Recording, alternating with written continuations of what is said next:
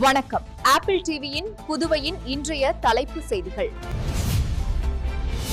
Puducherry CBCID போலீசார் மற்றும் மருந்து தரக்கட்டுப்பாட்டு அதிகாரிகள் நேற்று 2 இடங்களில் நடந்த அதிரடி சோதனையில் 1க்கு 4% போலி மருந்து கலந்திருப்பது அதிர்ச்சி தகவல் அம்பலமாகியுள்ளது. இச்சம்பவம் ஒட்டுமொத்த புதுச்சேரி மக்களையும் பெரும் அதிர்ச்சிக்குள்ளாக்கியுள்ளது.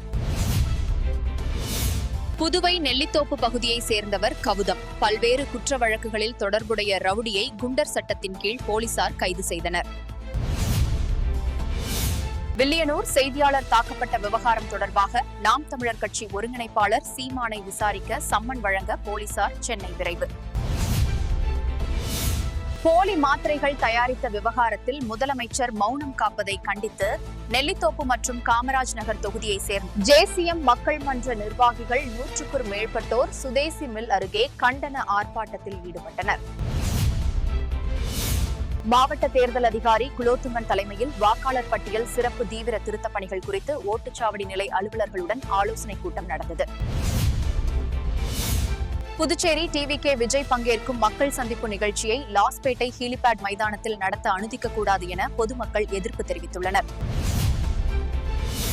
அரியாங்குப்பத்தில் சிறுவர் சீர்திருத்தப் பள்ளி மதில் சுவர் இடிந்து விழுந்து 5 கடைகள் சேதம். நள்ளிரவில் மதில் சுவர் இடிந்து விழுந்ததால் பெரிய அளவில் உயிர் சேதம் ஏற்படாமல் தவிர்க்கப்பட்டது.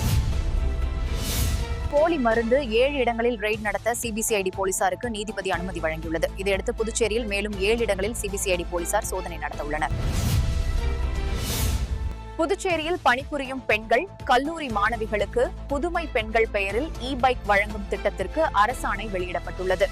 இத்துடன் ஆப்பிள் டிவியின் இன்றைய தலைப்புச் செய்திகள் நிறைவடைந்தன. நன்றி, வணக்கம்.